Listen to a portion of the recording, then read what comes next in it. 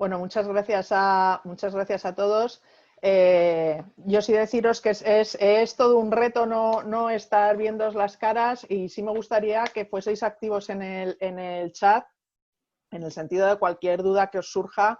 De hecho, recordaba ahora que Pilar comentaba el tema de las formas jurídicas, que en el curso del año pasado una de las dudas que surgió y que no estaba directamente relacionado con la financiación y recursos de las empresas sociales era precisamente la forma jurídica que podría ser más adecuado. Yo, para que os hagáis una idea,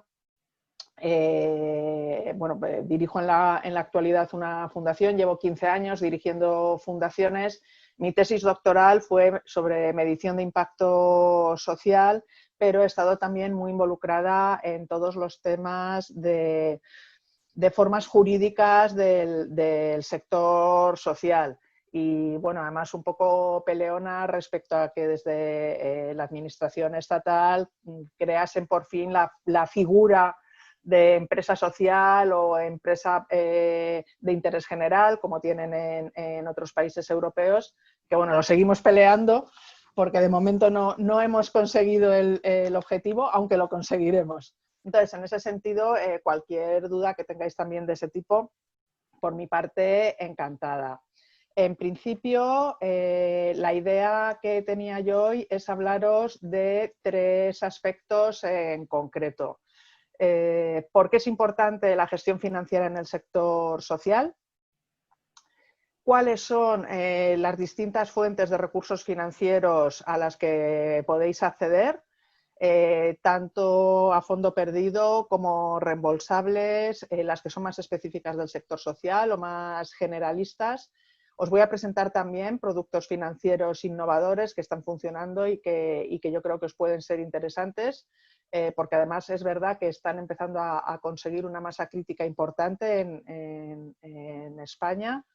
De hecho, luego os comentaré, pero yo creo que hablábamos antes de Apadrino un Olivo, que vais a tener la última sesión, si no me equivoco, con ellos. Ha accedido a algunos de estos productos innovadores.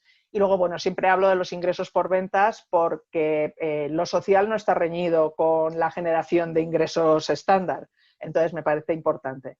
Y por último, hablaremos levemente de la gestión de la tesorería, es decir, no solo me gusta presentaros a dónde podéis recurrir para obtener información, sino también, una vez que tenéis esa financiación, cómo gestionarla. Incluso, dado que vais a tener que relacionaros habitualmente con entidades financieras para esto, bueno, qué tipo de relaciones o de productos os vais a encontrar en las entidades financieras y con qué características. De tal manera que cuando lleguéis a las mismas sí que tengáis una idea de cómo relacionaros con ellas.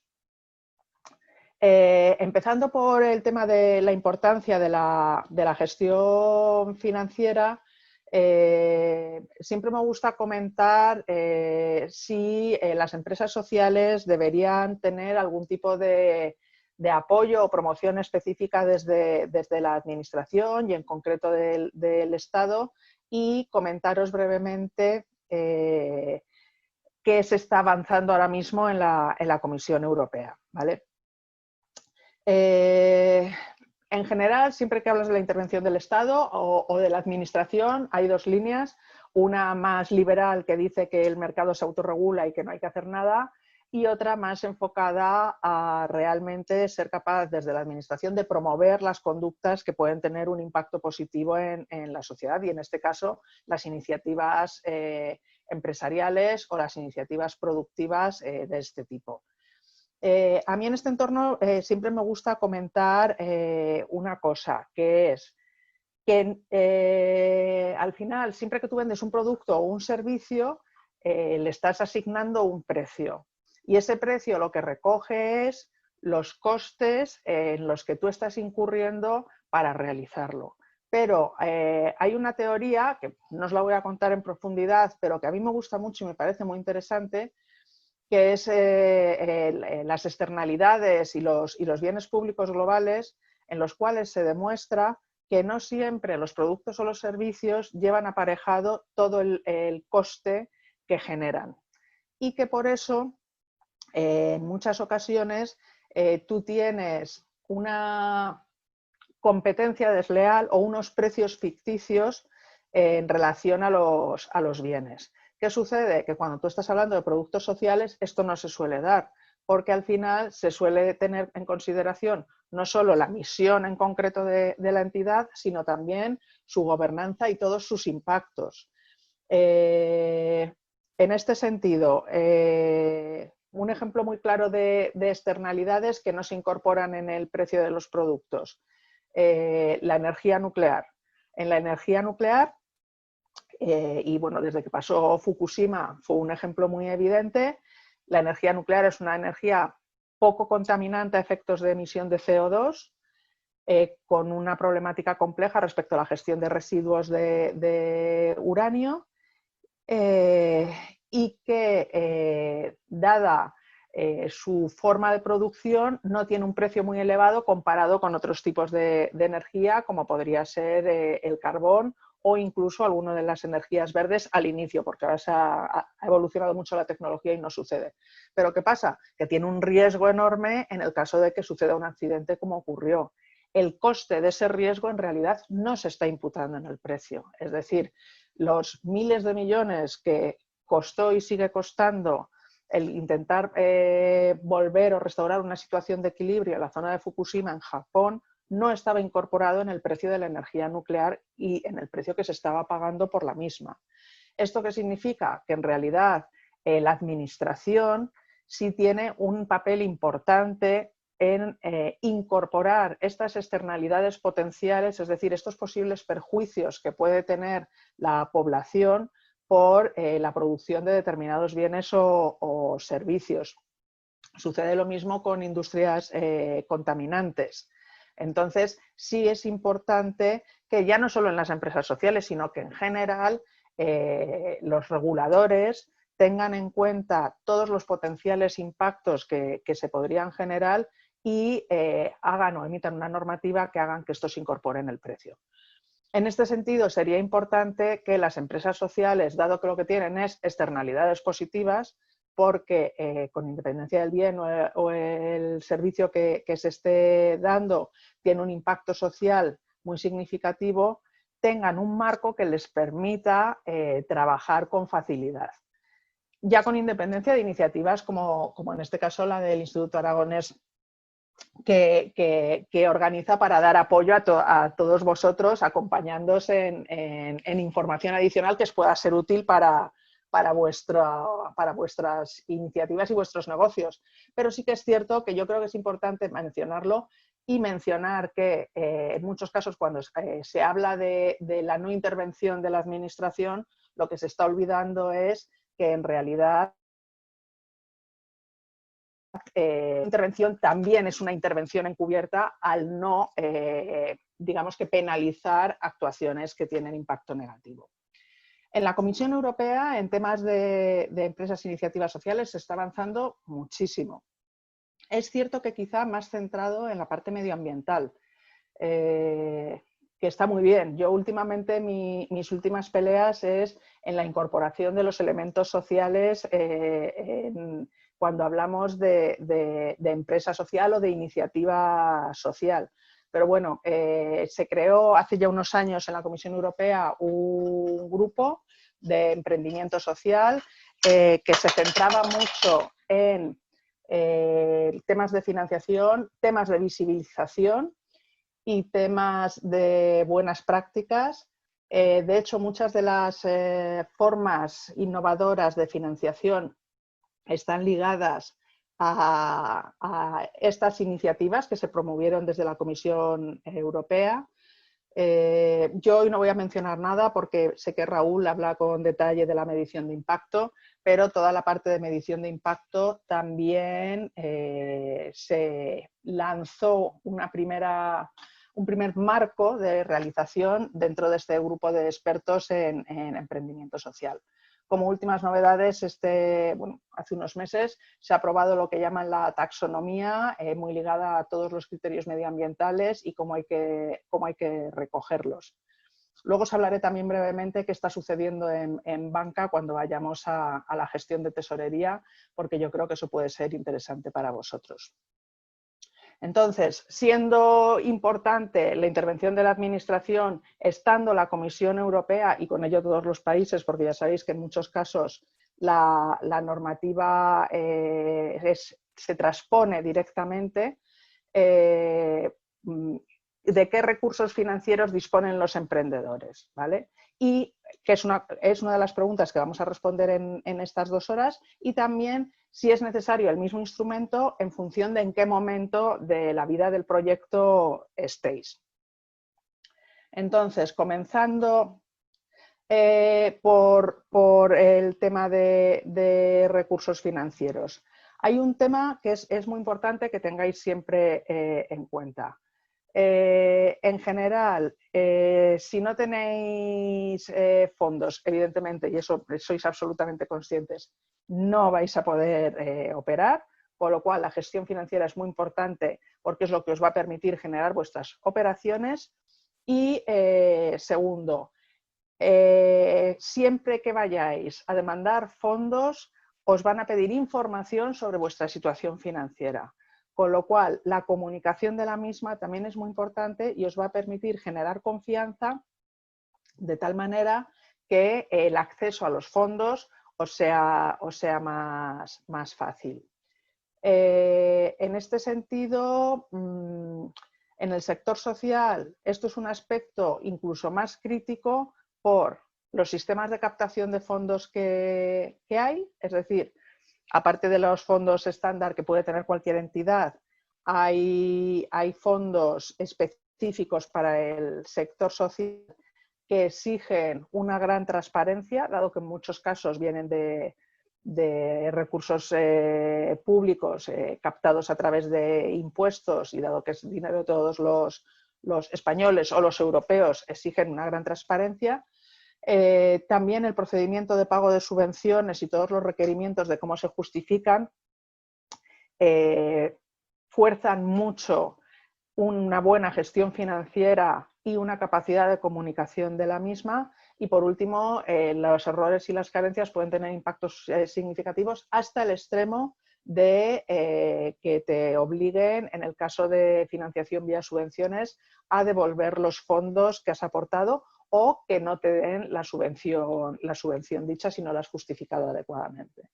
Entonces, todos los temas de gestión financiera son absolutamente críticos. No hace falta que vosotros seáis expertos en estos aspectos, pero sí es importante que podáis contar con alguien de confianza que os pueda acompañar en esta función.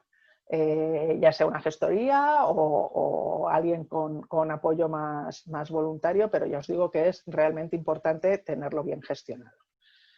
Entonces, os comento todas las fuentes de recursos financieros con las que nos podemos encontrar. Las he agrupado entre, primero, lo que serían aportaciones a fondo perdido, es decir, la obtención de fondos en aquellas líneas en las cuales no va a haber que devolverlos, que serían subvenciones, donaciones y legados y patrocinios. Hay también un instrumento que a mí me gusta mucho, que son los convenios con las administraciones públicas o con terceros, que básicamente es la contratación directa, que cada vez se da más también. Y luego pasamos ya a lo que serían instrumentos financieros más clásicos. En este sentido, tenemos las entidades financieras, que las veremos, y lo que son instrumentos de financiación en iniciativas que están en fase de lanzamiento. Está en la familia Amigos y Locos. Esto, las 3 Fs, es una expresión estadounidense que se utiliza muchísimo. Y bueno, no quería traducirla porque quizá pierde impacto en español, porque recordar las 3 Fs es fácil. Hay programas y concursos de emprendedores que también tienen financiación asociada. Inversores que quieren invertir en este tipo de proyectos, ya sean business angels o capital riesgo social, los elementos de innovación social, que hablaremos luego, crowdfunding y bonos de impacto social. El crowdfunding, además, está creciendo de una forma bastante significativa en España. Y bueno, el mercado alternativo bursátil es, para que lo tengáis ahí mencionado, se hablaba en los documentos de la Comisión Europea. Yo no creo que para nada sea nuestro objetivo, porque es para entidades ya de un tamaño significativo, y además es cierto que en España ha sufrido cierto descrédito con la situación que ocurrió con GoWest, que no sé si la recordaréis, que era una empresa de wifi, que finalmente, bueno, pues fue un fraude y tuvo un impacto bastante significativo. En todo caso, un elemento que es muy importante en cualquiera de estas fuentes de recursos financieros es que os van a exigir que seáis entidades solventes. Es decir, es complejísimo obtener financiación si tú no eres capaz de mostrar solvencia a distintos niveles. Y cuando digo entidades solventes, ¿de qué estoy hablando? Estoy hablando de solvencia a nivel financiero. Es decir, os van a pedir que no tengáis pérdidas contables, que tengáis fondos propios suficientes, es decir, que la aportación inicial de capital para el lanzamiento del proyecto sea adecuada para todo el volumen de actividades que queráis hacer. Os van a pedir un fondo de maniobra positivo. ¿Esto qué significa? Que seáis capaces de tener liquidez, o sea, dinero en la cuenta en todo momento para afrontar los pagos. ¿Por qué, aunque no tengáis pérdidas, es decir, aunque vuestros ingresos sean superiores a vuestros gastos, podéis tener problemas de liquidez?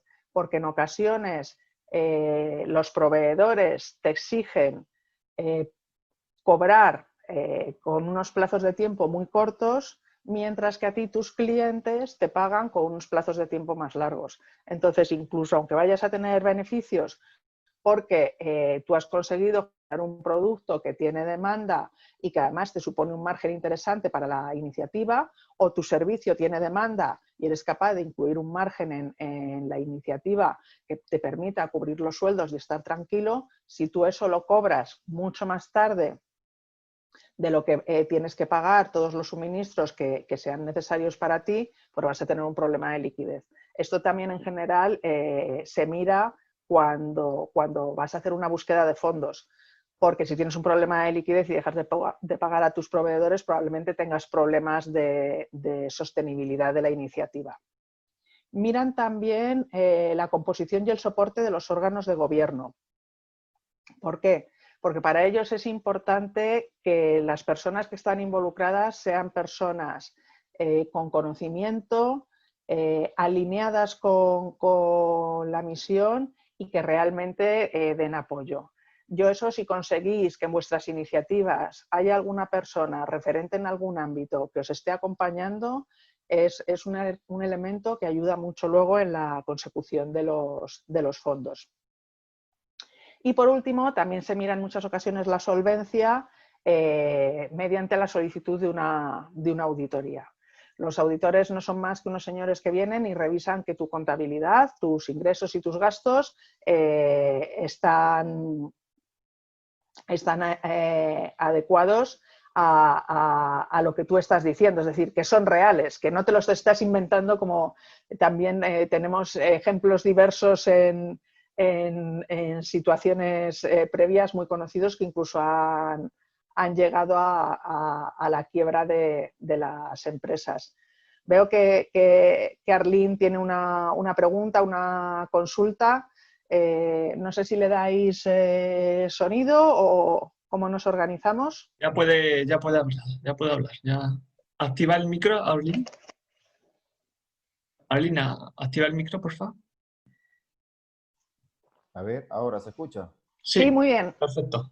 Ok, bueno, primeramente gracias al Instituto Aragonés de Fomento por todas estas iniciativas, ¿no? Y a todo su equipo, ¿no? Y bueno, a la formadora que veo que tiene una amplia experiencia, ¿no? Y bueno, un saludo a todos los participantes si están escuchando. Mi pregunta es la siguiente, ¿no? Yo estoy iniciando un proyecto, el cual ya tengo los estatutos, está introducido en el Registro General de Asociaciones y estoy esperando ya respuesta para el registro de una asociación sin ánimos de lucro, con el objetivo de llevar a cabo proyectos sociales aquí primeramente en Zaragoza, Aragón, y luego que Dios nos lo permita poder avanzar hacia otras comunidades, ¿no? Ujú. Pero estoy escuchando a Mercedes y cuando veo esta parte de que para solicitar financiación, veo que piden como, o hace referencia a que tiene que haber demostrable, tiene que estar demostrable todo lo que es la parte contable, ¿ok? De tener flujo de caja, de tener dinero en los bancos y para hacer los pagos y todo esto. ¿Cómo se hace? La pregunta es, ¿cómo hacemos aquellas personas que apenas estamos iniciando una empresa social, ¿verdad? O una entidad, una ONG de carácter social sin ánimos de lucro, si no contamos con todo este respaldo para solicitar algún tipo de recurso para llevar a cabo un proyecto? No sé si me expliqué en la pregunta. Perfectamente. Yo te cuento, lo que os doy es un marco general respecto a lo que serían las necesidades. Luego iremos viendo cada una de las potenciales líneas de financiación y de acceso a fuentes. Entonces, y de hecho ya sabiendo que en tu caso lo que has constituido es una asociación, os daré algo de información adicional. Para mí aquí hay cosas que son importantes. Entonces, desde el principio tener controlada la parte financiera es importante. Es decir, estás en el momento ideal para que te montes, aunque sea de una forma muy básica, una contabilidad que refleje adecuadamente la realidad de tus actividades. Dicho esto, cuando digo solvencia financiera, técnica y ética, que ahora hablaremos, por ejemplo, está demostrado, vamos, o está asumido que en los primeros meses de los proyectos sí se puede tener algo de pérdidas, porque tú lo que estás haciendo es solo gastar hasta que consigas realmente tener una fuente de ingresos que te permita cubrir esas iniciativas. En tu caso, que si no me equivoco, era servicios de apoyos a personas migrantes, hombre, los gastos no deberían ser muy elevados porque entiendo que son las personas que dan estos servicios de apoyo, que entiendo que en tu caso serías tú. No sé si tendrías un espacio físico como tal, pero lo que sí que van a mirar cuando tú vayas a pedir financiación, dependiendo también de a quién se la pidas, es si tú has aportado algo de fondos o no, ¿vale? Y quién tienes como compañeros en este viaje de existir. La auditoría oficial solo es obligatoria a partir de determinado volumen. Hay ocasiones que con algunas subvenciones te la piden, pero es porque facilita mucho luego la justificación de las mismas. Pero no es el estándar. O sea, yo te diría que si estás en un momento muy inicial, que acabas de inscribir la asociación, para mí el objetivo sería, primero, tener muy claro que desde el principio tengas una contabilidad que refleje adecuadamente la actividad que estás realizando, intentar poder hacer una aportación mínima inicial, y tener a alguien que te acompañe en el camino que digamos que dé validez o solvencia al proyecto. En ese caso, por ejemplo, pesa también mucho en iniciativas con el grado de avance de la que tú comentas, la parte de solvencia técnica y de solvencia ética. Es decir, que haya experiencia en proyectos de este tipo en ese sector y la experiencia en general de los profesionales que están lanzando esta iniciativa. ¿Por qué? Porque al final eso te garantiza que aunque esté en una fase muy inicial, que tú realmente no puedes tener el histórico que te permita ver cómo se ha gestionado financieramente, sí te va a permitir saber que las personas que están involucradas en el proyecto, bueno, pues saben lo que tienen entre manos porque ya lo han hecho. Y en ese sentido también la solvencia ética es muy importante, o sea, que realmente se vea que la motivación que tienes por el proyecto está ligado al fin social que se va a cumplir. Muy bien. Mercedes, ¿valdría en este caso, por lo menos mi experiencia, aunque tengo apenas 2 años y algo aquí en España, durante más de 10 años en Venezuela, dirigí una ONG y uno de nuestros principales beneficiarios era Aldeas Infantiles SOS en Venezuela, y hospitales de carácter infantil, ¿ok? Pediátricos. Ese tipo de, aunque no haya una solvencia financiera, pudiera anexarse todos esos reconocimientos, Sí. notas de prensa, link de páginas web donde se mencionaba la fundación allá, que es la Sí. que estamos constituyendo aquí. ¿Es posible tener ese tipo de respaldo?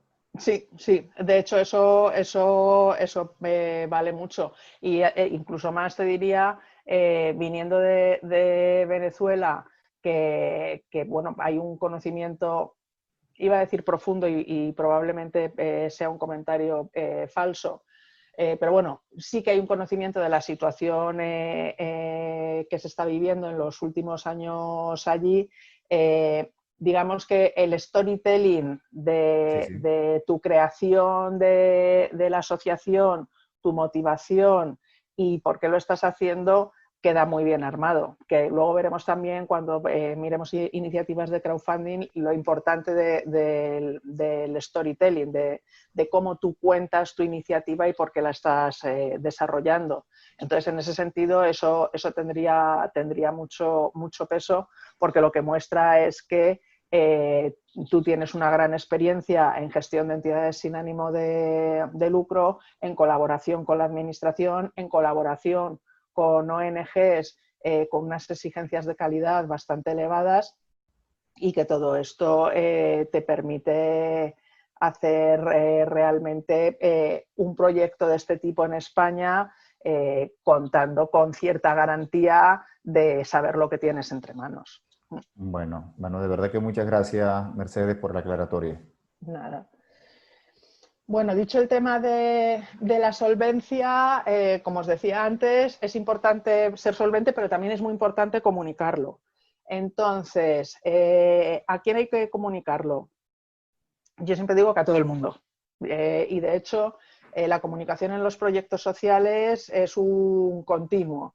Hables con quien hables, es importante ser capaz de transmitir que el proyecto tiene una misión clara, funciona y que se puede avanzar adecuadamente en él. Los primeros a comunicárselo son los financiadores, tanto públicos como privados. Siempre que se presente cualquier solicitud de financiación, la van a pedir. O sea, eso quieras o no quieras, vas a tener que hacerlo. Por otro lado, también suelen exigir solvencia todo lo que serían los organismos, digamos, reguladores o supervisores de las entidades. Para las fundaciones es el protectorado y el registro de fundaciones, ya sea de ámbito estatal o de ámbito autonómico. Para las empresas, si se constituye uno como empresa, es el registro mercantil. Las asociaciones están inscritas en el Ministerio de Interior. En general, respecto a la parte de solvencia, la forma jurídica más fácil son las asociaciones, porque en mi experiencia el Ministerio de Interior es el que menos se involucra en el seguimiento del funcionamiento interno de estos organismos. Así como el protectorado y el registro de fundaciones y el registro mercantil para las empresas están muy involucrados en el seguimiento de las entidades que supervisan, digamos, las asociaciones en ese sentido tienen una ventaja. Tienen un inconveniente respecto a la solicitud de subvenciones que luego comentaremos. Si no lo hago, recordádmelo. Pero es cierto que como forma jurídica para iniciar actividades sociales, probablemente sean las que formalmente tengan más sentido dada su facilidad. Y además, a nivel de gobernanza, son muy democráticas, con lo cual también el eje de gobernanza lo tienes cubierto, porque al final hay que tener siempre en mente los tres ejes que se validan cuando hablamos ahora mismo de sostenibilidad, que es la gobernanza, el eje medioambiental y el eje social. Entonces, bueno, he visto que muchas de las iniciativas lo que tienen es un foco social bastante importante, pero habría que tener en cuenta también la parte medioambiental y de gobernanza. Y ya os digo que las asociaciones en ese sentido son muy democráticas, cosa que, por ejemplo, no les sucede a las fundaciones. Hay que comunicar también la solvencia a los beneficiarios, me parece muy importante. Se está avanzando mucho en todo el sector social en la involucración de todos los grupos de interés en las actividades de las entidades, no solo como sujetos pasivos, sino como sujetos activos. Una de las últimas iniciativas que se están lanzando es que sean los propios participantes en las actividades los que colaboren en la definición de las necesidades y de los propios proyectos para que estén realmente alineados con lo que ellos esperan o con sus prioridades. Esto es todo un reto, porque lo que implica es que en algunas ocasiones estas personas no tienen un conocimiento profundo de el acceso a todas las actividades de las que podrían necesitar. Incluso nosotros, por ejemplo, cuando yo estaba en Tomillo, detectamos que la demanda de psicólogos era muy baja porque no sentían que tuviesen capacidad de estar, que tuviesen necesidad de tener apoyo psicológico, incluso en situaciones personales extremadamente complejas. Y luego también, depende de cómo hagas las preguntas, estás sesgando las respuestas. Entonces, bueno, es un elemento, ya os digo, se ha empezado a trabajar en el último año, es bastante complejo, pero es importante también que los beneficiarios, aparte de que les comuniques cuál es tu situación a nivel de solvencia, estén involucrados en la definición de las actividades.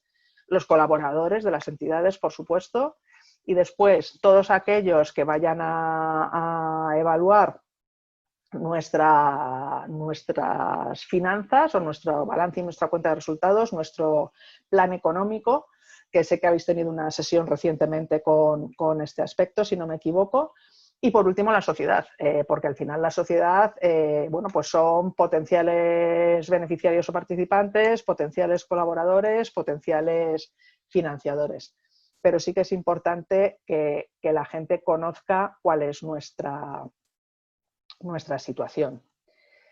Quería daros una pincelada que me gusta dar siempre de nociones básicas de auditoría. ¿Por qué? Pues porque al final es un tema relativamente sencillo y sí que hay 4 o 5 elementos que si no te han hecho nunca una auditoría te pueden sorprender y creo que es interesante que los conozcáis. Como ya os decía antes, las auditorías no son obligatorias, salvo que tengas ya un tamaño bastante significativo, pero sí que algunas convocatorias de subvenciones, si tú presentas una auditoría de las actividades para las que has solicitado financiación, te dan puntos adicionales, con lo cual puede ser más fácil que accedas a los fondos.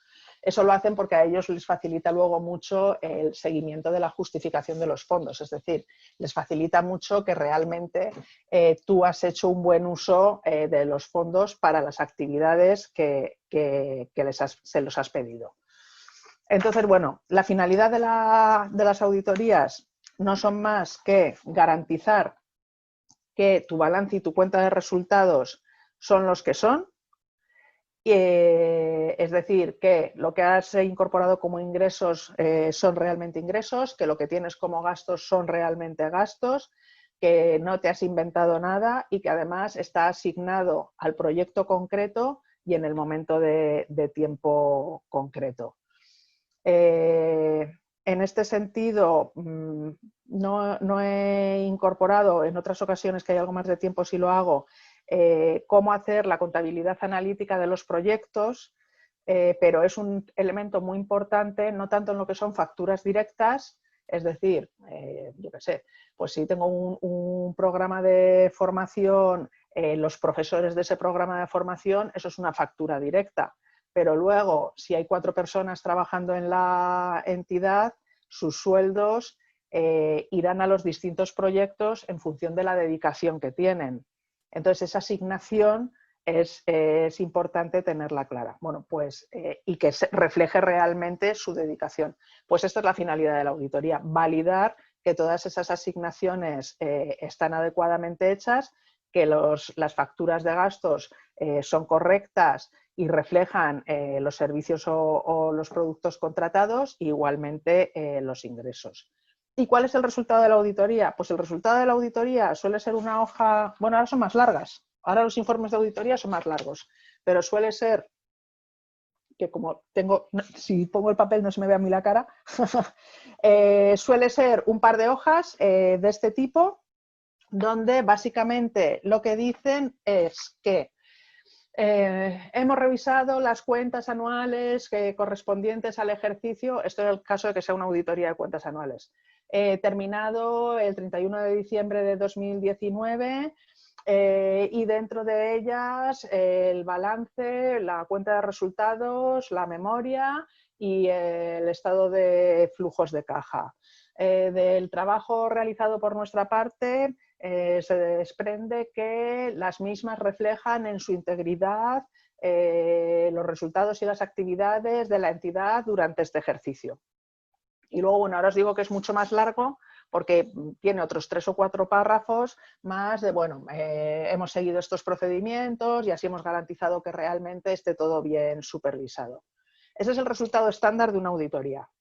Si el resultado es otro, vamos mal, porque entonces es que estamos teniendo algún tipo de problema. Y lo que hacen es incluir párrafos como que determinadas cuentas no reflejan el importe real que deberían tener.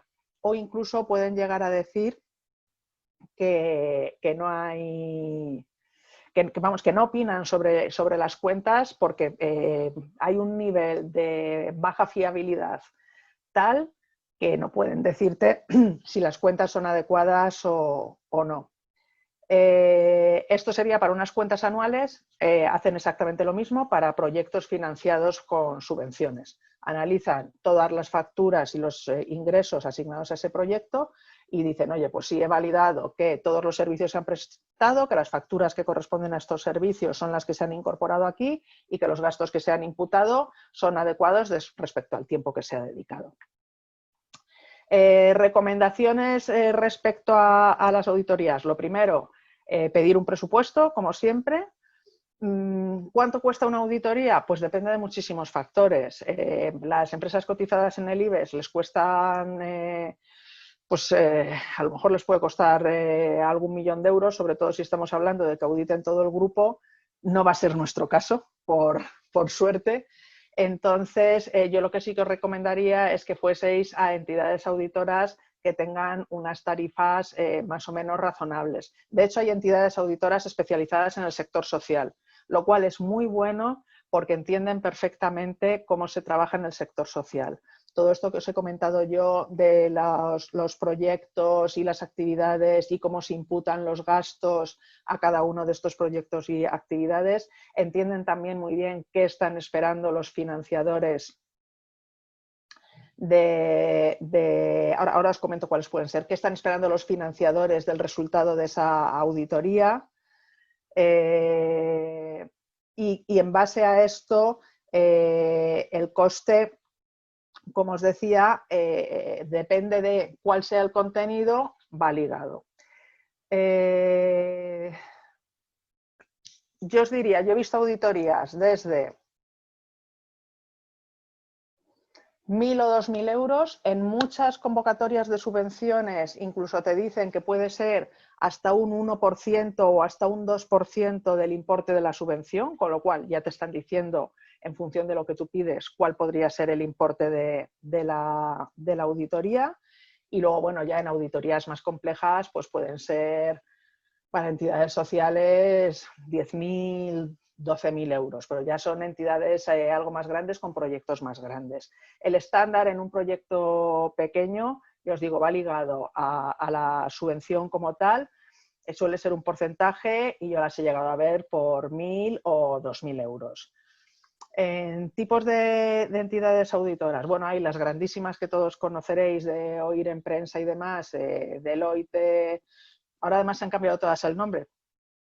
porque PwC y EY, que son las antiguas PricewaterhouseCoopers y Ernst & Young, entonces KPMG, todas estas son las grandes. En las auditorías habitualmente nunca hacen pro bonos, es decir, no es habitual conseguir auditorías gratuitas, dado el nivel de riesgo que tienen y que además, por cómo está la normativa, supondría que la están bordeando su cumplimiento. Entonces yo me iría siempre a auditoras de tamaño mediano o pequeño. Las medianas pueden ser Mazars, Audihispana, que se fusionó con una internacional que ahora no recuerdo cómo se llamaba. Y luego hay entidades pequeñas que están muy especializadas en sector social. A mí ahora mismo me viene a la cabeza una que se llama Ágora, si no me equivoco, y hay otra que se llama, ay Dios mío, en Sonera. A ver, os lo puedo mandar luego por mensaje, si no es, a ver, porque yo creo que, porque así os lo digo ya sobre la marcha y queda. Exponera Auditores. Estas dos, bueno, yo las conozco. En Exponera Auditores el director es Juan Francisco Sanz, que además trabajó antes en una de las auditoras grandes. En Ágora, al que yo conozco algo más es a Agustín, pero bueno, hay distintas, que no quiero, en estas dos es que yo les conozco más cercanamente, pero vamos, que hay otras entidades de este tipo que están especializadas en fundaciones y proyectos sociales. Y la ventaja que tienen es que tienen unas tarifas razonables y además conocen muy bien cómo hay que justificar estos proyectos, con lo cual las auditorías suelen ser más fáciles. Respecto a lo que comentabais aquí de auditorías medioambientales en el chat, en principio no se están, con las últimas convocatorias que estoy mirando yo, y de hecho, bueno, lo que os enseñaba antes como ejemplo de informe de auditoría en realidad es un pliego administrativo de una convocatoria que me estoy estudiando ahora mismo. No es habitual que pidan auditoría ambiental. ¿Qué es lo que sí están empezando a pedir? Están empezando a pedir, y eso es importante, certificados de calidad, ¿vale? Ya sean ISOs o FQM.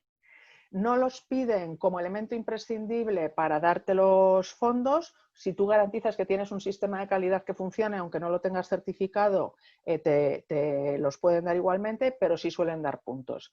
Entonces ahí estarían las ISO, y dentro de las ISO, aparte de la 9001, que es la de calidad como tal, en algunas ocasiones piden medioambientales y de seguridad informática. Han empezado a pedir también recientemente.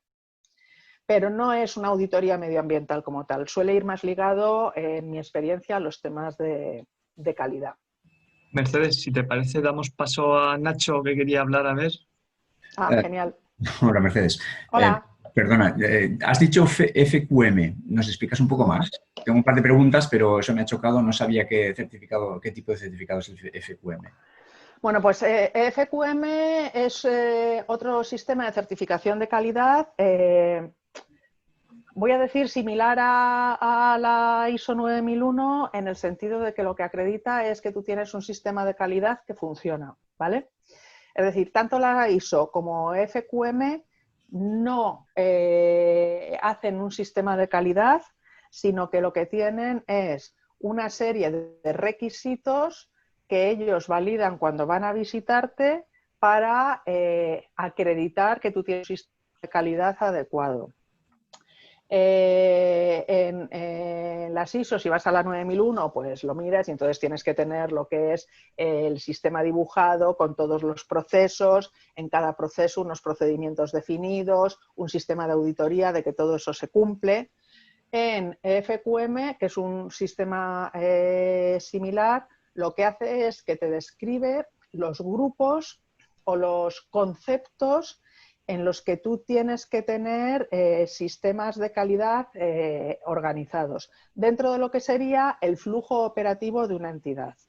Entonces, empieza siempre por la parte de plan estratégico y grupos de interés, es decir, si tú en tu operativa tienes un sistema para definir qué estrategia vas a seguir y si incorporas a los grupos de interés dentro de este sistema, luego entra ya a lo que serían los elementos que hacen funcionar la actividad.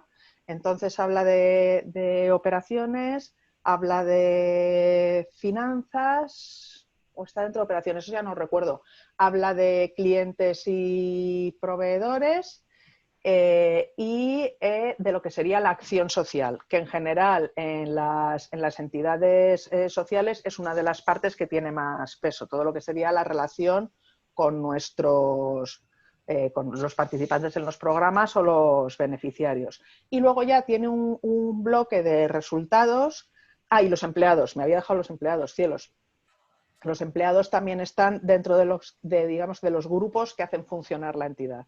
Y luego ya tiene un bloque de resultados que son resultados ligados a personal, resultados ligados a operativa, resultados ligados a acción social y por último resultados clave, que serían como me iba a pasar al inglés, los KPIs más significativos, los indicadores realmente más significativos.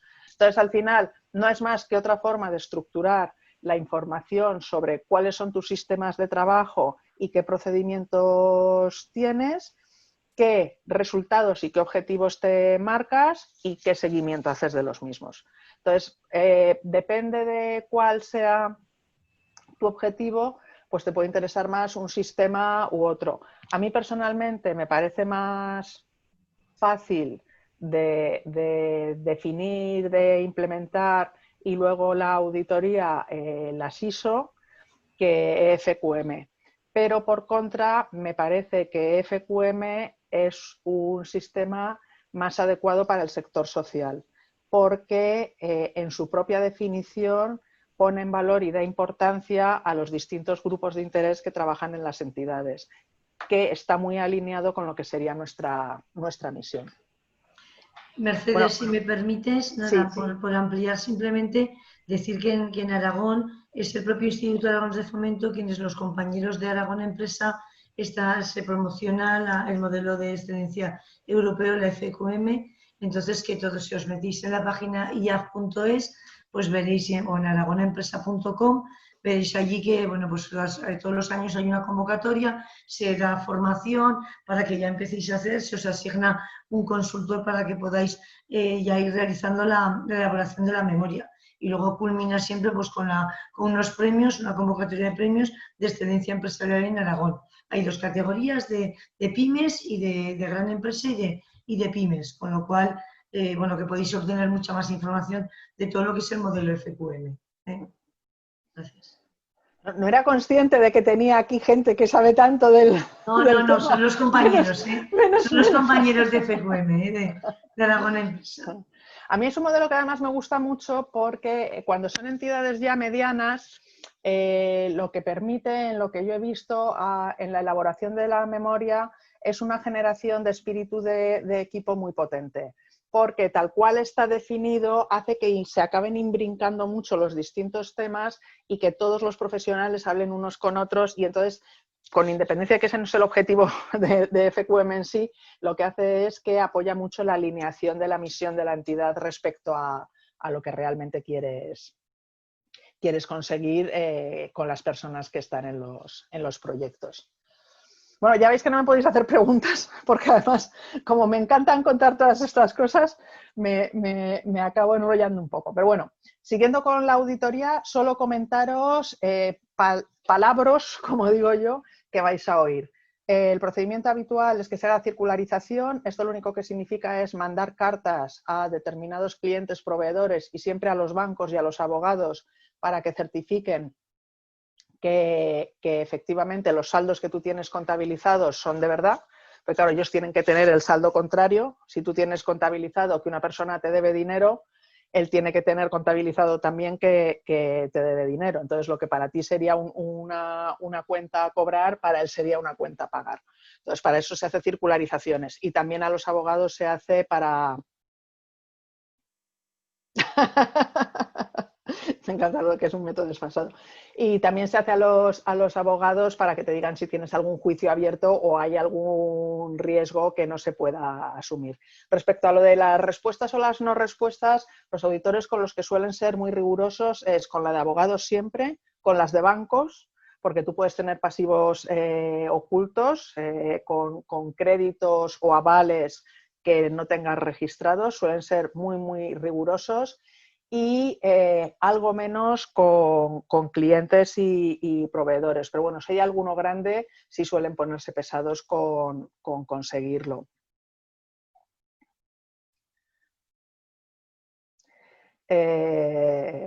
Suele ser, ya os digo que en clientes y en proveedores la tasa de respuesta suele ser baja. En mi experiencia, al final hay que acabar llamando a los que conoces que son amigos para que contesten. Pero bueno, hay veces que los auditores además se ponen rigurosos y si no llegan a determinado nivel de respuesta no te quieren dar la opinión. Revisan procedimientos, la revisión de procedimientos para ellos es muy importante para ver que tienes sistemas de control interno que funcionan, y verifican los saldos. En muchas ocasiones, como dice Nacho, como no contestan, pues validando que existen las facturas. Y lo que os decía antes, si estamos en una auditoría para una financiación concreta, que la imputación de los costes a los proyectos está siendo adecuada. Siempre piden, antes de darte la opinión de auditoría, lo que llaman una carta de representación o una carta de manifestaciones.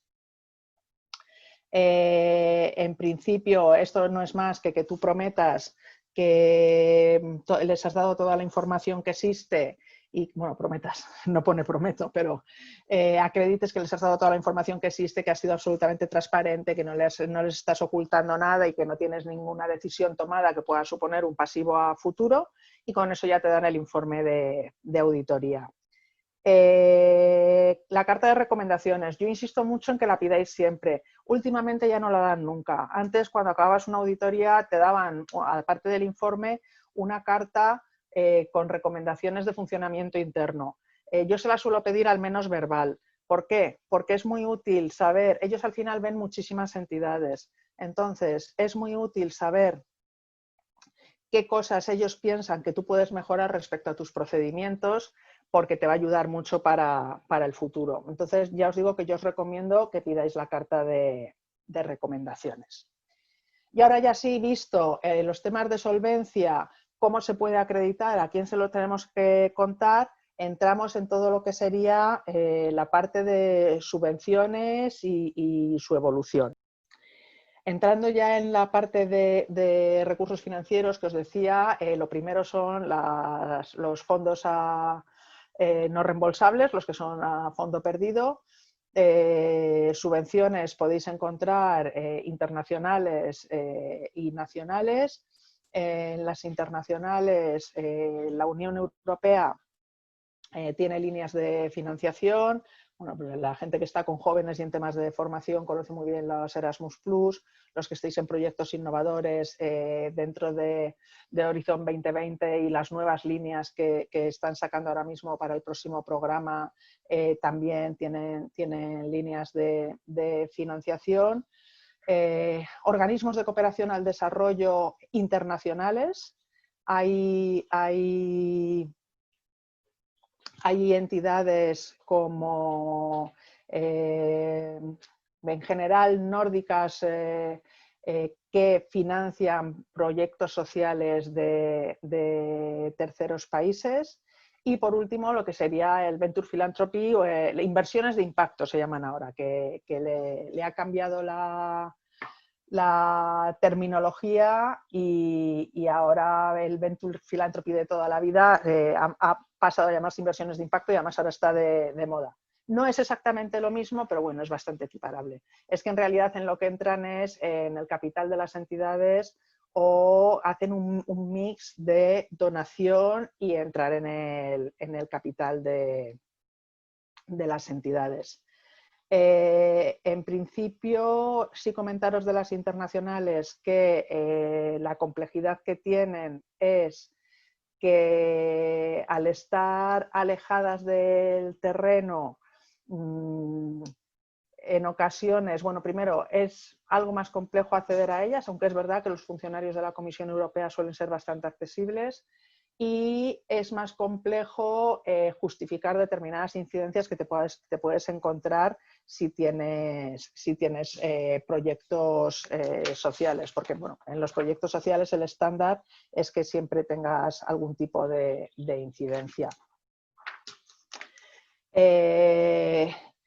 Dicho esto, tienen muchísimos fondos e incluso en las épocas de crisis las líneas internacionales han seguido abiertas. La competencia es elevadísima y es complejo acceder a las mismas. Por su parte, las nacionales, bueno, pues en la administración estatal hay subvenciones en diferentes ministerios. En general, para temas de impacto social, el más actualizado, digamos, o el más activo es el de Asuntos Sociales, que suele sacar una convocatoria anual, al menos la del IRPF, el 07 este que marcamos todos, que finalmente lo incorporan también, vamos a sacar una convocatoria para distribuirlo entre las entidades que lo solicitan. Y luego, bueno, para temas de cooperación al desarrollo, aunque he visto que la mayoría de los proyectos que tenéis son proyectos para realización en España, pues la Agencia Española de Cooperación Internacional para el Desarrollo tiene también líneas de financiación. Hay líneas de subvención en la administración autonómica, en la local, los ayuntamientos y otras entidades, bueno, pues históricamente las fundaciones de las cajas de ahorros, que aquellas que siguen activas siguen dando fondos. Yo, para proyectos que estén en fase inicial, os diría que hasta que no tengáis un tamaño mínimo, probablemente lo más fácil sea conocer bien el terreno donde vais a operar, las administraciones de ese terreno y hablar con ellas para ver exactamente cómo pueden apoyaros o cómo se puede colaborar. Sí deciros que hay una página web donde se publican todas las subvenciones y convocatorias públicas, que os puedo decir, a ver un momento, ¿cómo se llama esta? Porque la tengo por aquí. Es el Sistema Nacional de Publicidad de Subvenciones. Y bueno, ahí te puedes suscribir con los contactos, con los requerimientos que tú quieras, y te mandan un mail con la frecuencia que tú quieras, diaria, semanal, con las subvenciones que se van publicando. Como os decía, en las internacionales, bueno, pues su gestión suele ser más compleja. En muchísimas ocasiones exigen cofinanciación, es decir, no financian el 100% de los proyectos, y además cada vez más también han ido a un modelo mixto en el cual se incluyen también fondos reembolsables, es decir, parte de los fondos van vía préstamo y no vía subvención. La Agencia Española de Cooperación al Desarrollo, y paso muy rápidamente porque ya os digo que no he visto proyectos de este tipo, hay algunas que se dan a los países con los que se colabora directamente, estas son las de Estado, las nominativas son las que se dan a una entidad en concreto para un trabajo concreto, suelen tener nominativas las entidades muy grandes, tipo pues, Acción contra el Hambre o Save the Children. Hay convocatorias abiertas y permanentes, y una parte del IRPF va también a cooperación al desarrollo, y en este caso lo que te exigen es ser organización no gubernamental para el desarrollo, que tienes que estar inscrito en un registro determinado. Y luego, bueno, hay fondos específicos bueno, para temas de agua, para temas de desarrollo. Ya os digo que aquí no me entretengo más. En las subvenciones nacionales, 2 o 3 temas que me parecen muy importantes. Uno, los plazos de solicitud y de ejecución. En principio, por cómo funciona la administración, las convocatorias, sobre todo cuando son de ejecución anual, suelen salir en los años que se da muy bien en marzo, abril, con lo cual la resolución definitiva suele estar con suerte en junio, porque claro, hacer una resolución provisional, hay plazo de alegaciones, resolución definitiva. Lo cual lo que significa es que tú no sabes hasta junio si esos proyectos los vas a tener financiados o no. Hay ocasiones que incluso te vas a septiembre. Mi recomendación es que a este tipo de subvenciones se presenten o proyectos que vas a hacer igualmente y que serías capaz de financiar por otras vías si no te aprobasen esta subvención, o proyectos que seas capaces de montar en un plazo muy pequeño de tiempo. Es decir, que si te responden en septiembre, sean unos cursos o unos eventos que entre octubre y diciembre tú puedas ejecutar sin problema.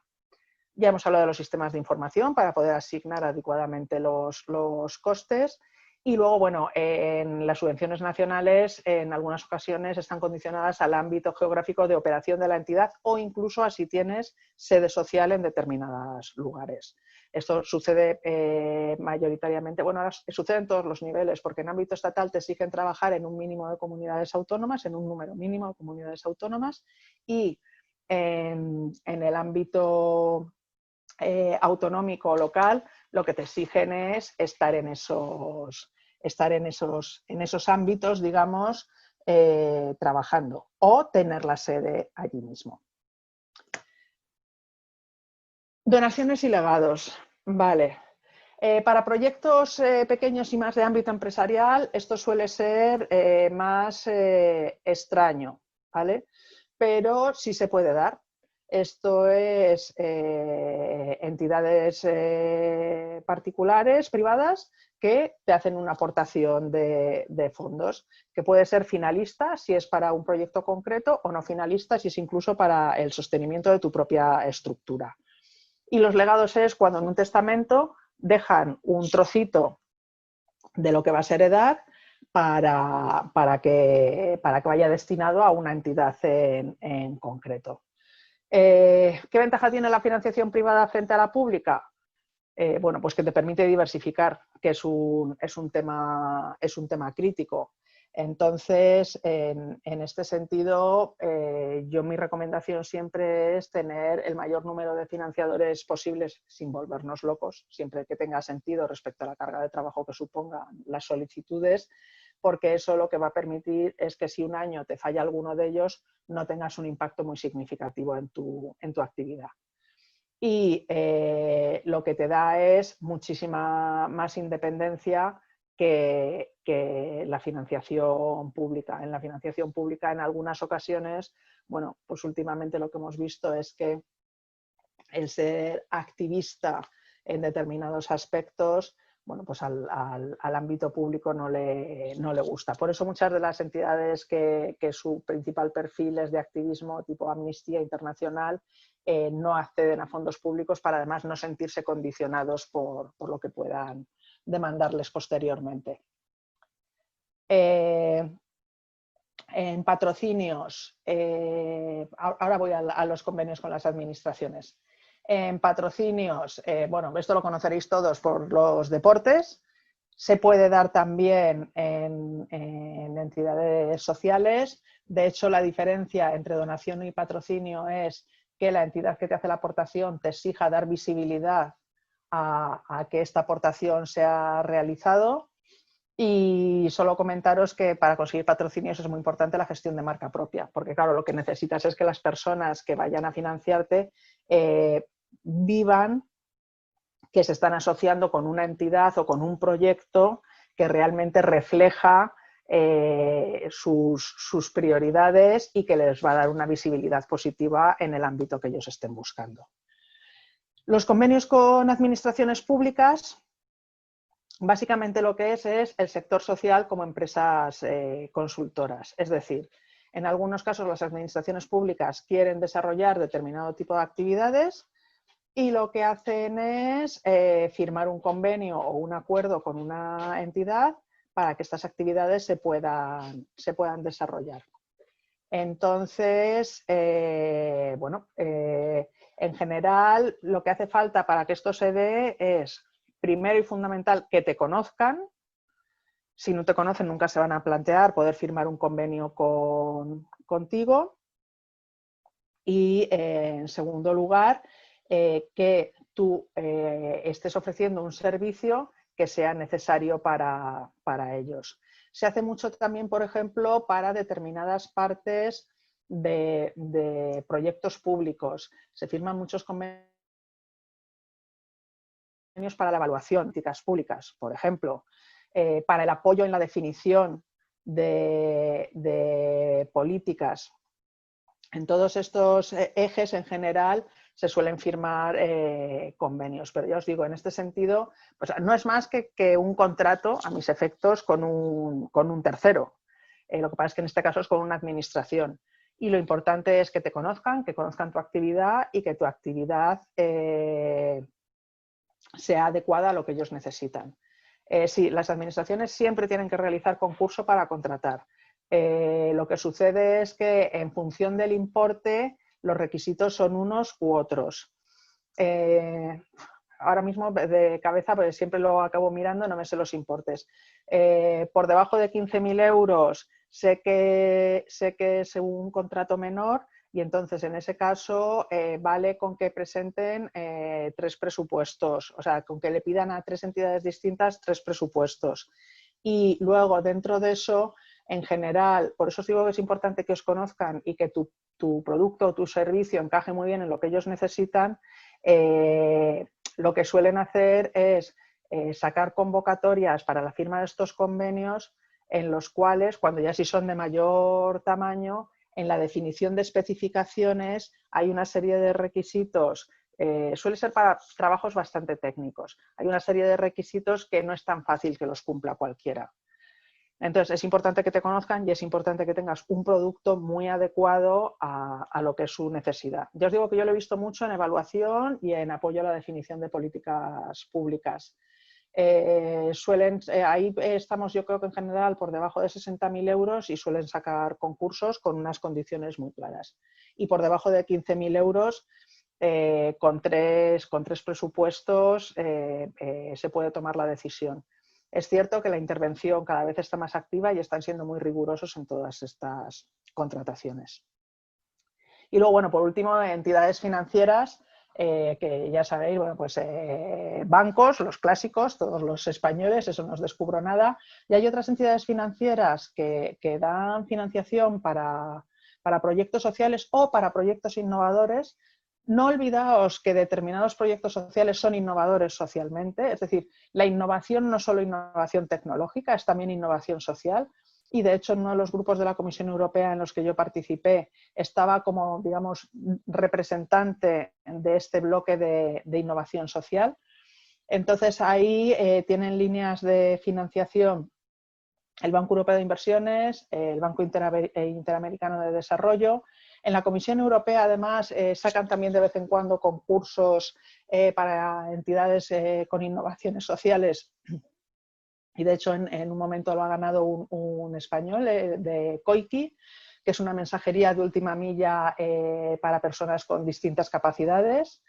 Y dentro de España está también el CEDETI, el Centro de Desarrollo Tecnológico Industrial, y ENISA, la Empresa Nacional de Innovación.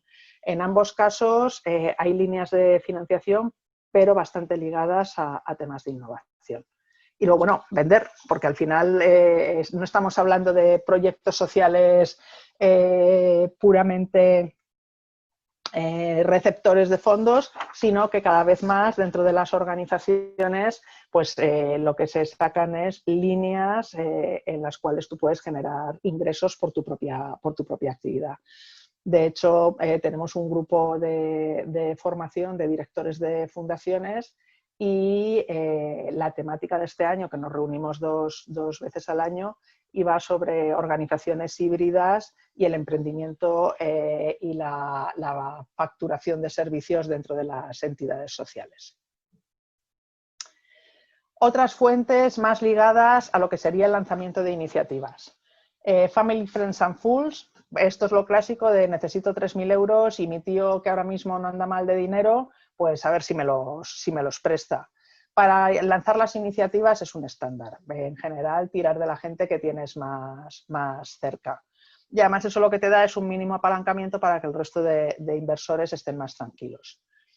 Los business angels y el capital riesgo social, en general son financiaciones temporales de gente que habitualmente entra en los recursos propios de las empresas, si eres empresas, o con préstamos participativos a muy largo plazo y con no muy elevada remuneración, si no tienes forma jurídica empresarial.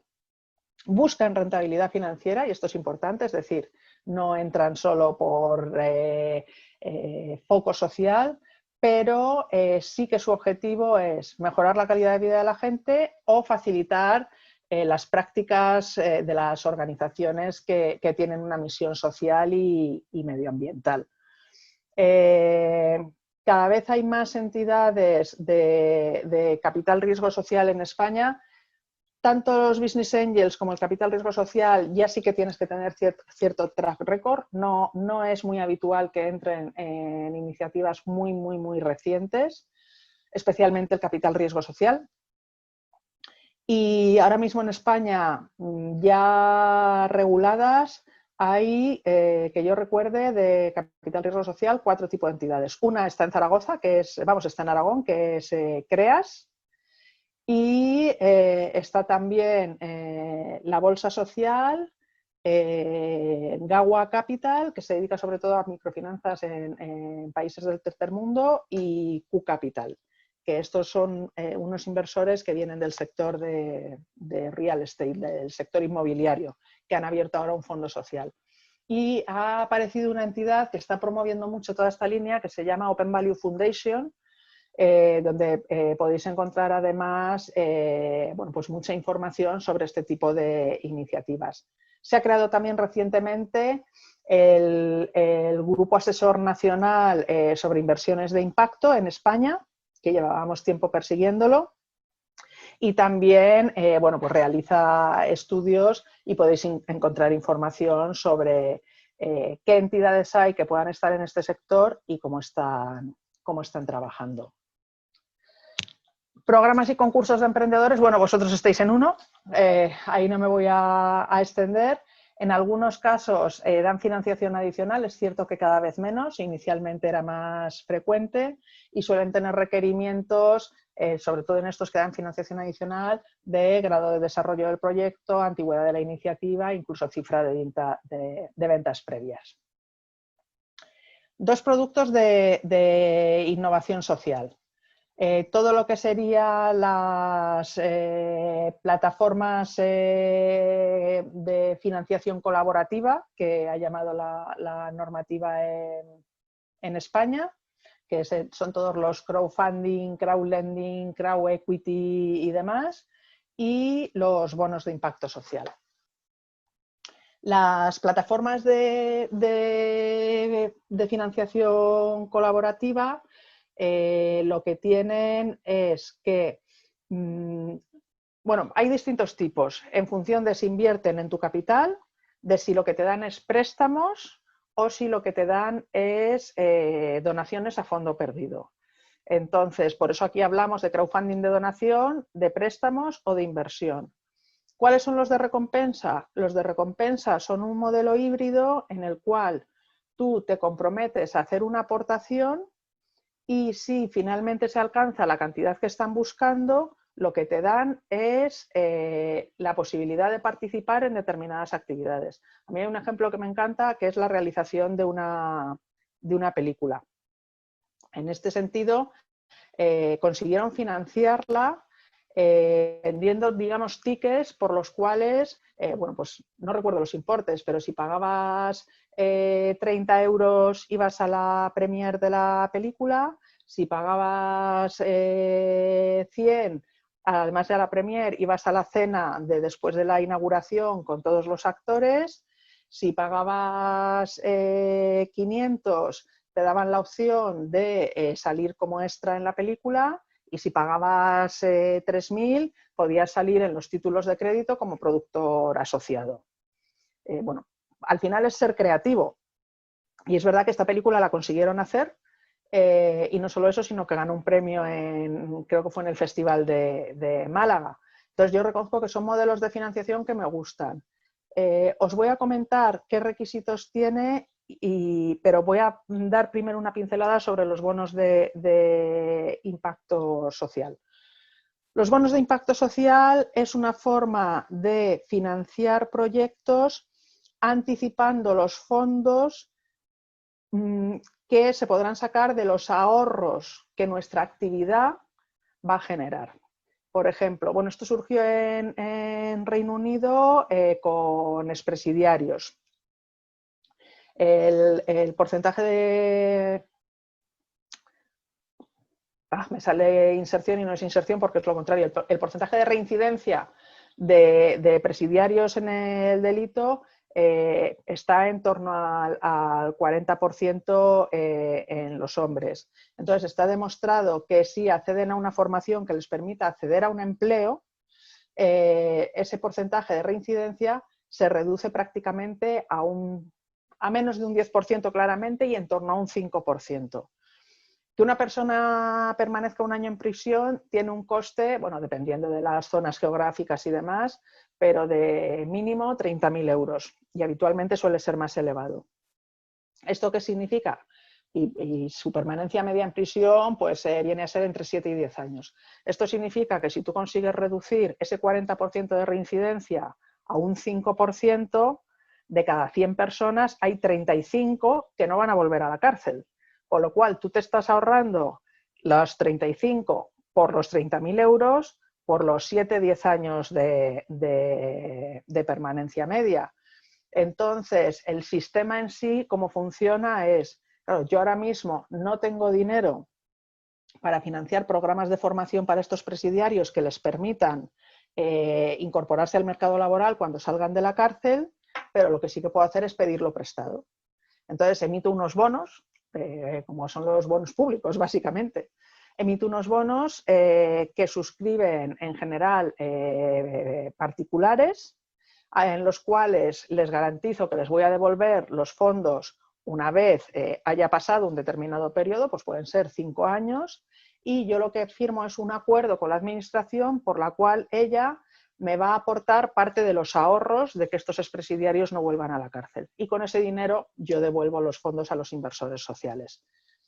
Esto el riesgo que tiene es que si toda la estructura de la operación la hace una entidad privada y finalmente no se cumple la premisa de la reducción de reincidencia, en algunos casos ha sucedido ya creo que en un par de ocasiones el mercado anglosajón ha quebrado la entidad social que estaba estructurando el producto. Es un producto que también están empezando a utilizar las administraciones públicas para financiar sus políticas. Y bueno, en ese caso la entidad social lo que hace es toda la parte de la formación y no asume ese riesgo financiero tan elevado. Se han puesto también de moda en la línea de bonos verdes, bonos sociales. Yo muchos de los que están surgiendo me cuesta categorizarlos realmente como bonos de impacto social.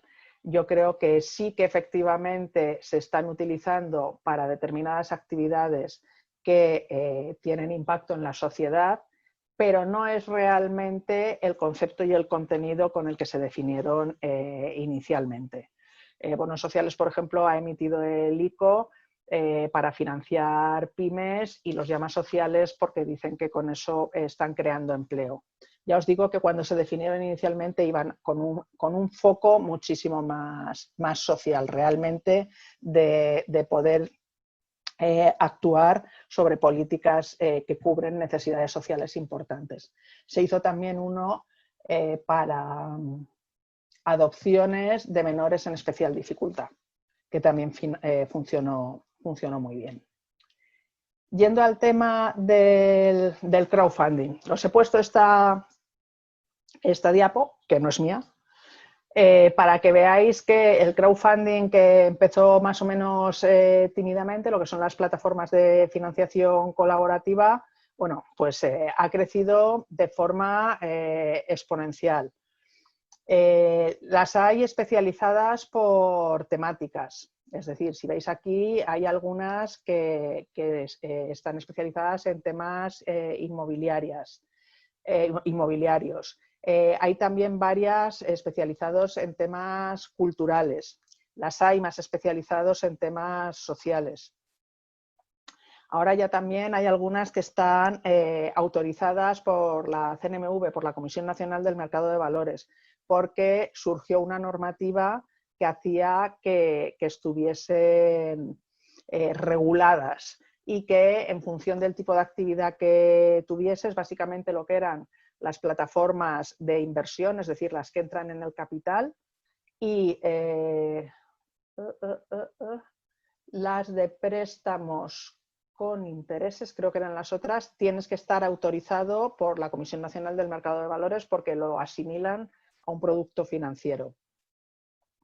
Entonces, bueno, especialista en temas sociales está la Bolsa Social, que además, como os he mencionado antes, ha sacado ahora un fondo de capital riesgo social también, además de la plataforma de crowdfunding. Y dentro de las de recompensa hay muchas culturales. Tiene bastante sentido porque al final el producto cultural es muy buena recompensa si consiguen hacer la totalidad del levantamiento de fondos que necesitan, y hay gente que puede estar interesada en financiar la producción de discos, la producción de obras culturales. Se da también mucho en temas gastronómicos, para maquinaria, para hacer cosas específicas en gastronomía que se está creando. Suele estar ligado también a productos innovadores que se quieren lanzar. Tenéis aquí también lo que serían crowdfunding de donación, es decir, que la gente lo que hace es que aporta dinero a fondo perdido. Y luego, bueno, pues de préstamos, tanto autorizadas o sin autorizar por la CNMV. Que es muy importante de las plataformas de crowdfunding, porque hay veces que parece como el santo grial y el milagro de todo. Bueno, las plataformas de crowdfunding y conseguir financiación a través de ellas no es tan fácil. ¿Por qué? Porque al final hay bastante competencia. En general, ¿cómo funcionan? Ellos tienen una base de clientes o una base de inversores, para decirlo con propiedad, a los que comunican las iniciativas que van poniendo en las plataformas por si tienen interés en financiarlo. A todos estos inversores les llega un mensaje con el proyecto en sí. Vienen a cobrar... Yo no sé ahora mismo cómo estarán. La última vez que lo miré estaban cobrando como un 6% del total de la financiación que tú estabas intentando levantar. Lo primero que hacen es analizar tu proyecto, es decir, validar que realmente, en el caso de las sociales, el proyecto es social. Validan también que el proyecto es sostenible, sobre todo en las de préstamos e inversión, no en las de donaciones. Pero lo que es muy importante es el mensaje que tú quieres comunicar y cómo lo comunicas. ¿Por qué? Porque esto es un pantallazo de una plataforma, ya está obsoleto porque es de hace un par de años, pero vamos, siguen teniendo un formato muy similar a este. Entonces, si os fijáis, en principio hay muy poca información, o sea, cuando tú entras a la plataforma, lo que ves de cada uno de los proyectos son 4 o 5 líneas. ¿Eso qué significa? Que tienes que ser capaz en esas 4 o 5 líneas de dar un mensaje que enganche a la persona que lo va a leer y que le haga acceder al resto de información del proyecto. Con lo cual es bastante importante que este texto de aquí realmente tenga enganche emocional. Volvemos de nuevo a los temas de storytelling.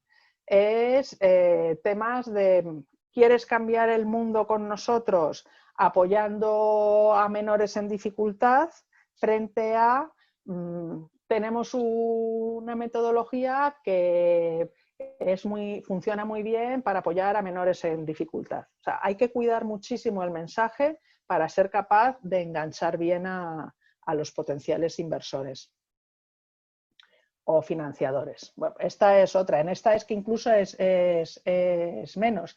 O sea, en esta en realidad lo que viene es una línea. Y ya os digo que es muy importante ser capaces de transmitir nuestro mensaje en una información muy corta para que el primer paso, que es que pinchen, esté ganado. Igual que otro tema importante, intentar conseguir que haya una primera financiación que sí que a los que vayan a entrar le dé seguridad de que ya hay otras personas interesadas. Entonces hay mucha gente que lo que hace es que tiene ya un grupo de preinversores o conocidos que si él necesita 50.000 euros y le van a dar 25.000, en vez de hacerlo, que le den estos 25.000 por fuera y entrar en la plataforma con 25.000, entra con 50 y estos 25.000 entran por la plataforma. ¿Eso qué hace? Que las personas que puedan estar interesadas y entren vean que la mitad ya está cubierta. Y eso, como los humanos somos muy de seguir a terceras personas, lo que lleva es a que sea más fácil conseguir el resto de financiación que necesitas. Lo que os comentaba, por cerrar la parte de fuentes de recursos financieros y antes de entrar brevemente en cómo relacionarse con los bancos. El ciclo de financiación de una empresa que se inicia.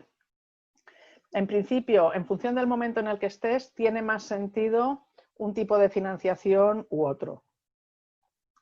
He dejado el tema del Valle de la Muerte porque lo llaman así y porque es cierto que, si recordáis, justo al principio de la exposición hablábamos de que es habitual perder dinero los primeros meses. Bueno, le pasa a muchas entidades. Entonces, esto se llama el Valle de la Muerte porque son los primeros meses que tienes que ser capaz de superar para llegar a lo que se llama break-even, es decir, a estar en equilibrio y a partir de aquí ya empezar a crecer en tu facturación y no perder dinero.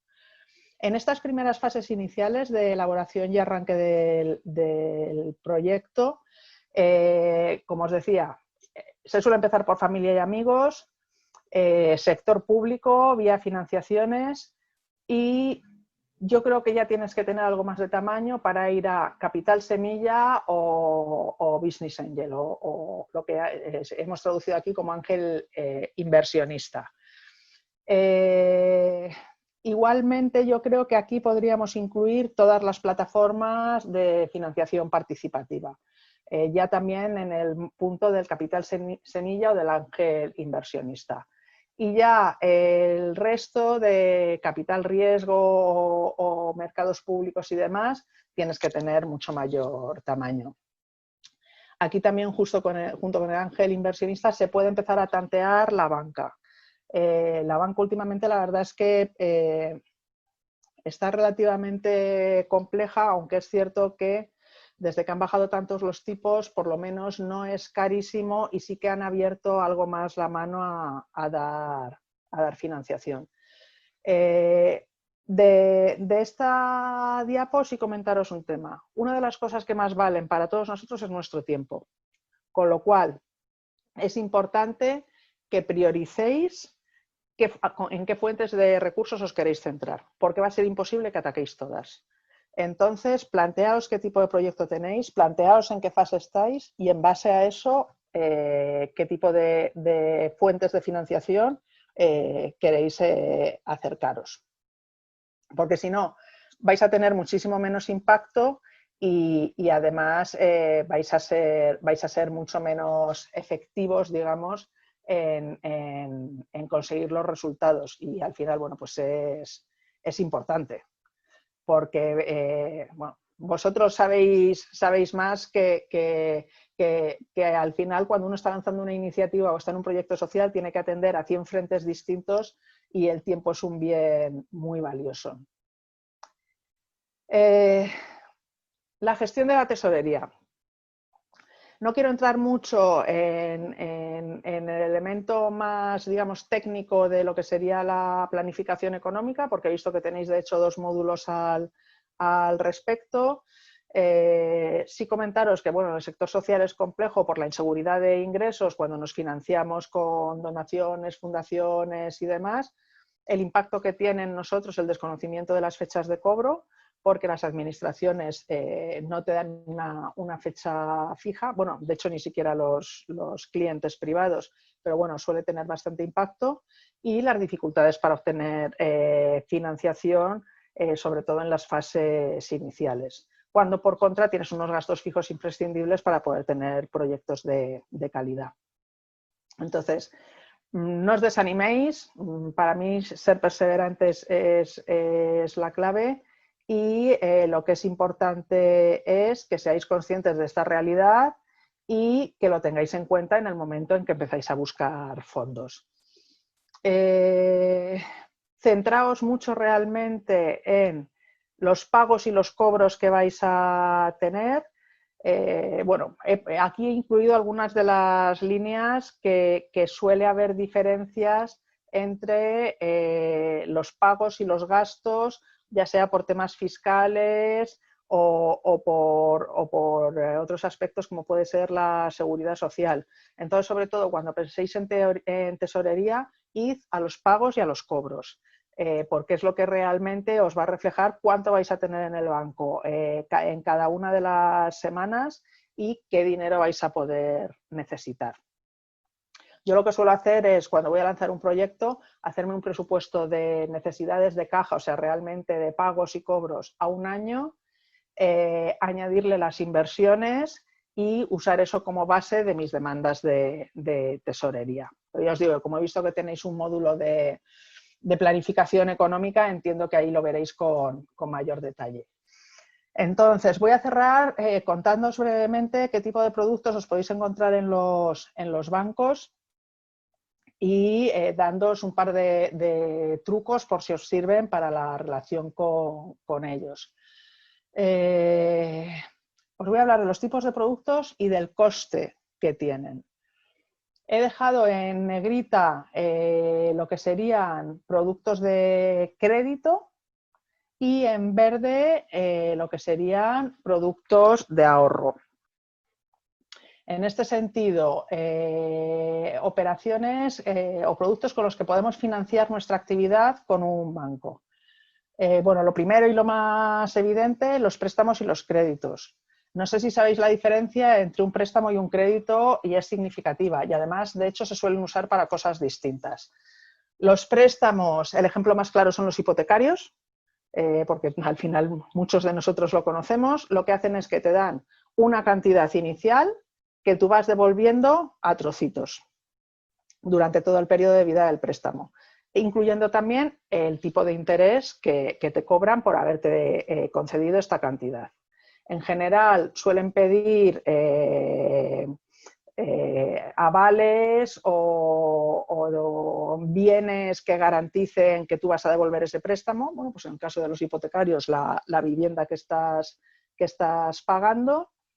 Y es para operaciones de inversión, es decir, está pensado para compras de productos. Los créditos, en cambio, están pensados para el circulante, es decir, para lo que comentábamos antes de que al final tú tengas que pagar a tus proveedores antes de lo que vas a cobrar de tus clientes. Los créditos funcionan de forma distinta, suelen ser de importes inferiores y lo que hacen es que te autorizan una cantidad máxima y funciona como si fuese una cuenta corriente. O sea, tú puedes ir sacando dinero de esa cuenta de crédito hasta el límite que te han autorizado. Y está pensado para cubrir esas necesidades de tesorería por las diferencias temporales entre los pagos y los cobros. En la última crisis, y no sé si estará sucediendo ahora mismo porque todavía la actual es muy reciente, lo que ha sucedido es que muchísimos bancos convirtieron convirtieron créditos en préstamos y obligaron a acabar amortizando las operaciones a las entidades y a las empresas. Porque los créditos habitualmente tú los vas renovando anualmente. Si te lo pasan a un préstamo, lo que hacen es que tengas que amortizar mensualmente la cantidad poco a poco hasta dejarlo a cero. Y la verdad es que tuvo un impacto enorme. Ahora mismo, con la información que yo dispongo, está algo más estabilizado. En este caso, los bancos se financian no solo por el tipo de interés, sino también por las comisiones que te cobran, de estudio, de apertura, en los créditos de disponibilidad y de no disponibilidad. Los avales es cuando garantizan que tú vas a hacer un pago. Esto se da mucho también, te lo piden en ocasiones en convocatorias públicas de subvenciones, que una entidad financiera avale que tú vas a hacer este pago. El descuento comercial y factoring es cuando tus clientes no te pagan, que tú puedas ir al banco o sea, cuando se demora el cobro de tus clientes y que el banco te anticipe el dinero de esas facturas, con lo cual finalmente también te está financiando. El renting, bueno, pues son alquileres, es decir, puede ser luego con opción de compra o no, pero ellos adquieren el bien y te lo ceden a ti en uso y tú vas pagando unas cuotas mensuales y las tarjetas que pueden ser de crédito. En todos estos casos ellos se financian con comisiones y en el renting también con tipo de interés. En las tarjetas, si las haces con pago aplazado, tanto con la comisión como con el tipo de interés. Yo no suelo recomendar hacer las tarjetas con pago aplazado porque los tipos de interés de este producto suelen ser bastante elevados y no suele compensar. Y por último, bueno, pues de activo, de ahorro, pues las cuentas corrientes y de ahorro. Para poder tener dinero, si en algún momento tenemos puntas de tesorería excedentes, los depósitos a plazo, deuda pública y repos, antes los remuneraban, ahora no los remuneran y de hecho si tienes mucho dinero te lo cobran, es decir, es como al revés. Te cobran por tener dinero en el banco, pero bueno, en las cantidades que solemos tener en las entidades sociales, esto de momento no es un riesgo. Y también se puede invertir en fondos de inversión, que yo, salvo que sea un producto con un perfil muy conservador, no lo recomiendo. He incluido aquí domiciliaciones, impuestos y seguros sociales porque los bancos también tienen beneficios con estos productos. ¿Por qué? Por el tiempo que tienen el dinero a su disposición desde que el pagador realiza el pago hasta que se envían estos fondos al destinatario final. Con lo cual, cuando habléis con ellos, sed conscientes de que un instrumento también de negociación es que puedan tener vuestras domiciliaciones y que podáis pasar por las entidades los impuestos y los seguros sociales, porque a ellos eso les genera beneficio. Y por último, solo comentar, muy importante, comparad entidades, siempre comparad entidades. Sabéis además que hay bancos éticos, es decir, bancos que están también dentro de la economía social y solidaria. Fiare es uno, Triodos Bank es otro y al final lo que tienen es un tipo de operativa que no tiene determinados componentes como operaciones de alto riesgo muy apalancadas, no entran en paraísos fiscales y además hacen un seguimiento exhaustivo de sus productos y el impacto que están teniendo. Es decir, no financian determinado tipo de empresas e intentan facilitar las operaciones que ya saben que son más demandadas a las entidades sociales. Pero vamos, con independencia de eso, comparad siempre precios porque hay diferencias entre unos y otros. Pero no solo precios, sino hay que comparar también oficinas. En este sentido, esto me lo dio, fíjate, una participante en una edición del programa de hace, pues yo creo que ya de hace 3 años o 4 años, y me pareció muy visual respecto a los tipos de perfiles que te puedes encontrar en las entidades financieras. Y en este sentido, además, deciros que una operación que te pueden denegar en una sucursal, en el mismo banco, en otra, te la pueden llegar a aprobar. Siempre y cuando no esté en unos niveles por encima de los cuales ya sí que pasa a servicios centrales para la aprobación y entonces está centralizado. Entonces, bueno, lo he dejado, algunas de las definiciones son un poco, digamos que poco políticamente correctas, pero sí que es cierto que queda muy claro con qué perfiles te puedes encontrar y por eso os lo he querido compartir. El ideal es el resolutivo, que es el claro y que va al grano, porque los otros 3, en general, el problema que tienen es que no acaban resolviendo tu necesidad. Es decir, si estás buscando una financiación no te la van a ofrecer y además te van a hacer perder el tiempo. Entonces sí que os lo quería incorporar para que os quedéis con la idea de que comparar entidades es bueno, pero es que incluso dentro de la misma entidad, entre distintas sucursales, dependiendo del tipo de producto, os podéis encontrar diferencias. Y por mi parte, en principio, poco más. Agradeceros mucho la atención. Siento no haber podido veros presencialmente, porque la verdad es que yo las sesiones de este programa las disfruto muchísimo, porque me encanta escuchar vuestros proyectos y también vuestras preocupaciones más en directo. Pero bueno, espero que igualmente os haya sido de utilidad, y cualquier pregunta adicional que tengáis o